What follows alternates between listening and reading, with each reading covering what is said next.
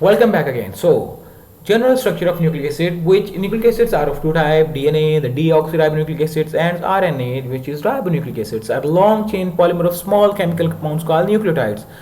So, each DNA and RNA consists of nucleotides. Here you can find the pairs of nucleotides like which are inside. This is the RNA structure which have nucleotides, and this is DNA structure, double helical structure, in which there are nucleotides which are bind together, which include cytosine, guanine, adenine, uracil in RNA. Let's go forward. Nucleotides, ring shaped structure composed of nitrogenous base. These bases are classified based on, as I told you in the previous slide, these are the nitrogenal bases, base pairs in here, and here. Next is purine, double ring structure of adenine and guanine, and single ring structure are pyrimidine, which are cytosine and thymine, and also include sugar and phosphate groups. DNA have four different type of nucleotides, different nitrogen bases, which are A is adenine, G is guanine, C is cytosine, and T is for thymine.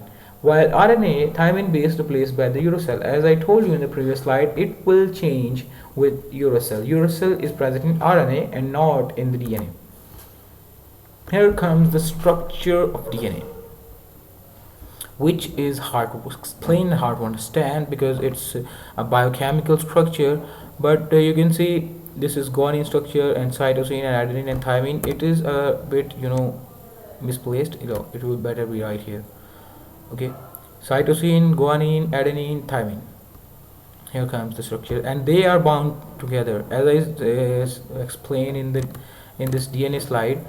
Look at this. These are joined together from the center, and in this way we can see here are the bondings. It have triple bond, it have a double bond. Okay, going forward, coming to the DNA. Deoxyribonucleic acid, the genetic material of all cellular organisms and most viruses. DNA, the gigantic molecule which is used to encode genetic information for all life on Earth. All the information, all the traits, all the qualities, all the categories are saved in the DNA. A human cell contains about 2 meters of DNA. Even if the human is of a small size, but 2 meters of DNA is present in the body, could stretch to the sun and back almost 100 times. Okay, DNA in the body could stretch to the sun and back almost 100 times, so it is tightly packed.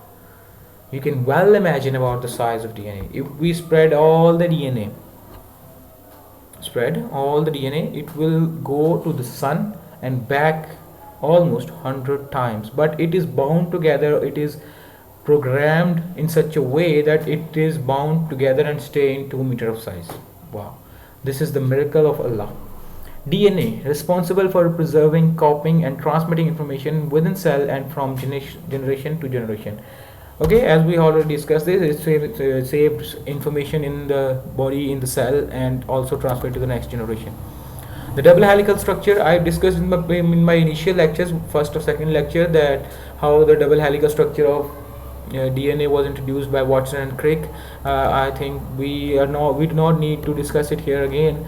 But here is the molecular level structure. You can see guanine, cytosine, adenine, thymine, and then base pairs and all the deoxyribonucleic acid backbone, etc. And in the next lecture we will discuss gene, but this lecture ends up here. We'll be right back in the next video. If you have questions, you can ask in the comment section. See you around.